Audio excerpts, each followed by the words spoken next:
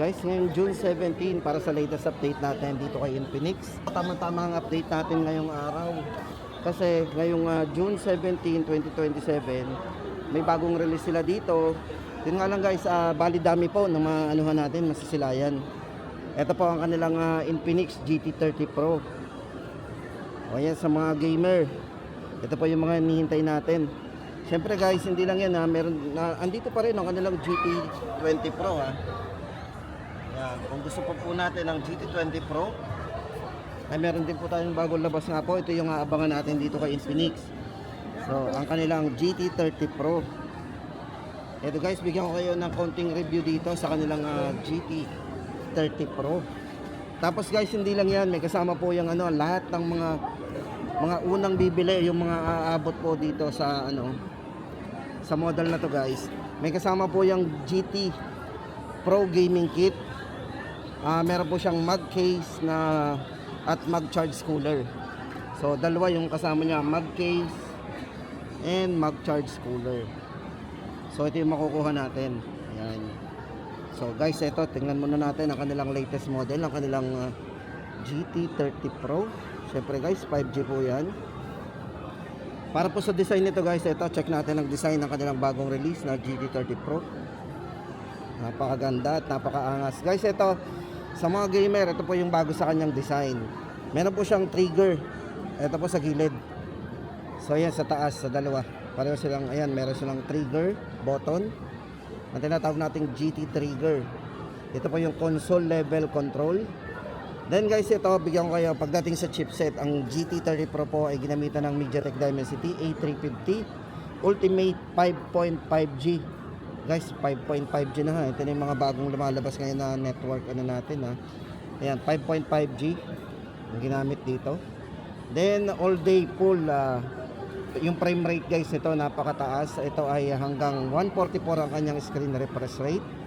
Tapos guys, sa mga gaming, yung mga game po natin, especially ML, COD, at saka yung iba pang game na mostly nilalaro natin ng mga Gen Z. Ito guys is naka 120 FPS pagdating sa gaming. So napakataas. At ito guys ay din MPL official tournament phone. Ayan, itong si GT30 Pro. O diba? Yan, para meron tayong mga winning streak mode on. Kailangan natin mag-avail ng GT30 Pro. Yan, para po sa presyo guys, bigyan ko na po kayo ng idea dito sa presyo nito. Ito po ay 15,999. Tapos ang bago po dito, syempre, yung chipset nga po nito, naka MediaTek Dimensity A350 Ultimate. Tapos ang internal po nito guys, mas tumaas na. 512 gig na po yan. O diba?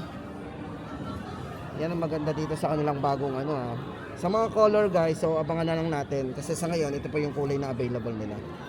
So abangan po natin pagdating ng mga actual na. So ito guys, dami po pa lang yung hawak natin. Kaya hindi natin may pakita sa inyo yung actual na yung design at saka yung camera. Sana papakita natin sa inyo. Yan guys, presyo na. Ito nga pala guys, matibay yung glass nito Naka na rin to Kearney Gorilla Glass. At saka yung touch control nito kahit wet magre-response yan. At ito po yung syempre yung preview niya na GT Pro Gaming Kit. Magkano sir? So napaka-excited. 15,999. Outplay the rest. 5.1 to yun? 512 na yan. Yung 256 po magkano? Bale, 15,999, 512. Doon sa 256 natin, 13,999. So mas mababa. Guys, ito yung yung 256 gig. So mas mura. Meron tayong 13,999.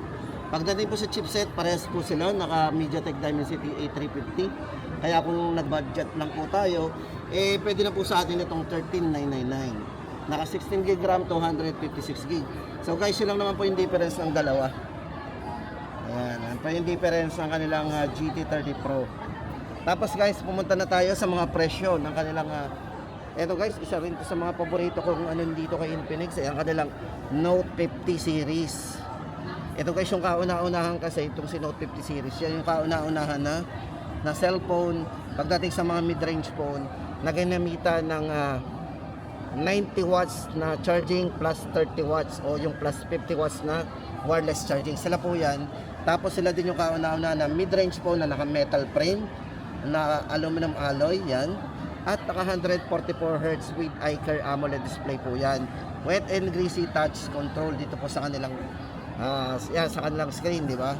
Ito po yung mga variants po ng ating Note 50. Ito guys, syempre kung Note 50 ang ating hanap, pakita ko sa inyo guys yung kanilang unit.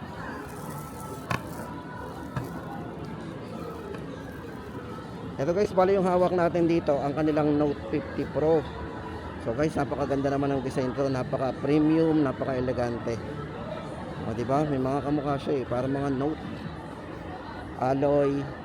Tapos ang maganda guys dito, naka JBL sound na rin yan, in collaboration ng JBL. So maganda yung bass niyan. At yung bezel po nito, napaka-nipis. Sobrang nipis po ng bezel niya. Check nyo naman, halos full screen yan. O ito guys, pagdating sa kanyang presyo, yung tatlo po nito guys is ano yan, ito yung isa niya, Note 50 45 watts na naka 30 watts sa wireless, 8,999. Then dito po sa Pro, itong hawak natin, Note 50 Pro, 4G din po ito. Ito naman po ay naka 90 watts na naka 30 watts sa wireless, 144 Hz din yung iCare AMOLED display, wet and greasy touch control din. At pagdating po sa difference po ng dalawa, si Pro po kasi may dalawang variants isang 16 to 56, 9,999, at ang isa po niyang 512 gig, 24 gig RAM, 256 din po yan. Bali ang difference na po nila ay yung RAM, naka 24 gig RAM po yan, 256, 11,999. Tapos syempre guys, ang kanilang 5G, ito naman ang kanilang Note 50 Pro Plus 5G. Siyempre pagdating sa Note series, ito yung pinakamataas. Kasi ito pong si Note 50 Pro Plus 5G, ito po yung merong chipset na Dimensity A350 Ultimate 5.5G processor. Pagdating sa wireless po nito, naka 50 watts. Pagdating sa wire, yung kanyang cable ay naka 100 watts po yan. At kung camera naman guys, ito 100 times zoom po yan, periscope camera.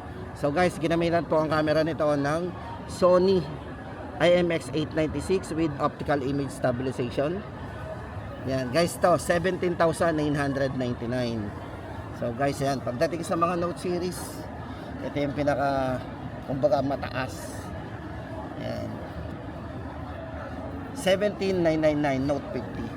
Tapos guys, punta naman tayo sa mga iba pa nilang mga model, yung mga below 10k guys, meron pa rin sila dito. Ang kanila pong Hot 50 Pro Plus dito kay Infinix guys, ito yung pinakamanipis. Ito po yung tinagurian nila na world's slimmest phone. Ito po ay naka 6.8mm yung kanyang nipis, naka 3D curve slim edge design, parehas po naka edge yan, pati likod, naka JBL sound na rin. At syempre guys, pagdating sa processor, ginamitan po ito ng Helio G100 processor, naka 3D curve 120Hz po AMOLED display nya.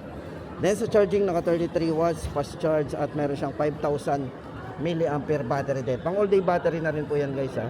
At syempre, ito nga po ay naka splash na rin, proof. So matalamsigan niya ng mga tubig, makakasurvive ang ating Hot 50 Pro Plus. Para po sa presyo nito guys, yan, 8,499. Tapos guys, ito naman yung iba pa natin. Siyempre guys, sa mga naghahanap ng GT, para po sa ating latest price update, ito kay GT 20 Pro.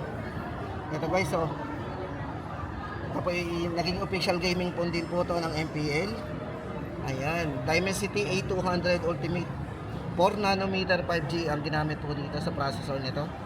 Yan. Tapos guys, dedicated gaming display chip at stable frame rate po yan, engine. Ito po naka 120Hz din po yan.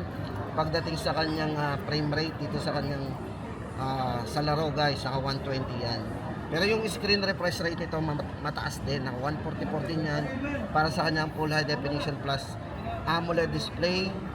Yan nga po, naka stable po yan pagdating sa frame rate nito, 120 FPS. Yan, para po sa presyo guys, ito 15,999. Tapos ito naman po yung kanilang guys, ito dito na tayo sa box tumingin.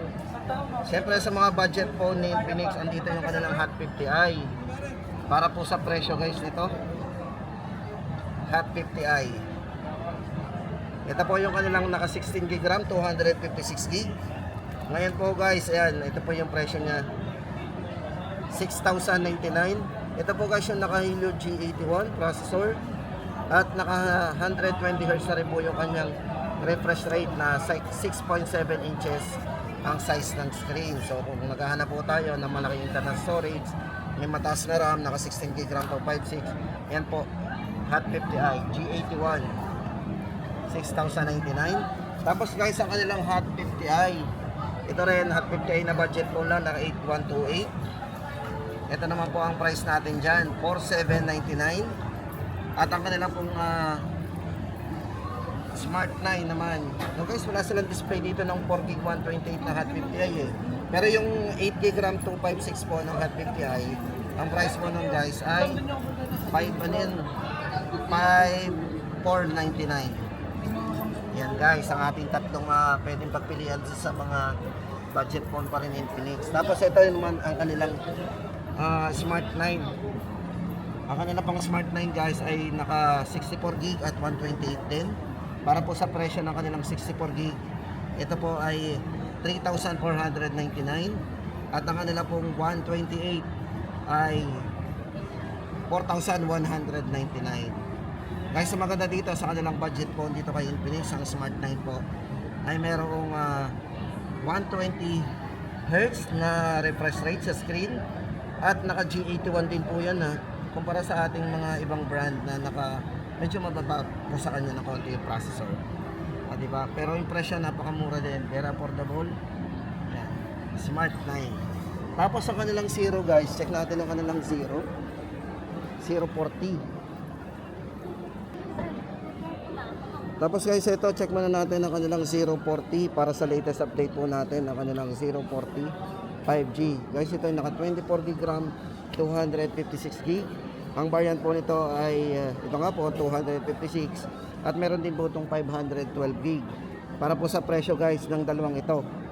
Ayan, ito pong 256 nito ay 16,999 at ang 512 naman po nito kung available naman po ay 17,999. Tama-tama guys to sa mga naghahanap ng malinaw na camera sa front at sa back. Tapos stable video pag gagamitin natin ang front at back, tama-tama sa inyo ang 040 5G. Kasi ito po yung merong front and rear, naka 4K vlogging camera, pro stable video capabilities. Ito pong si 040 5G. Front and back, naka 4K, naka stable pa. Yan. Presyo po nito 16,999 at 17,999 ang 512. At yan guys ang ating latest update dito kay Infinix. At ito na po yung mga abangan natin guys yung kanilang bagong release ngayon, GT30 Pro. Ayan. Pwede po sila through installment, credit cards, and financing. Pwede po yan.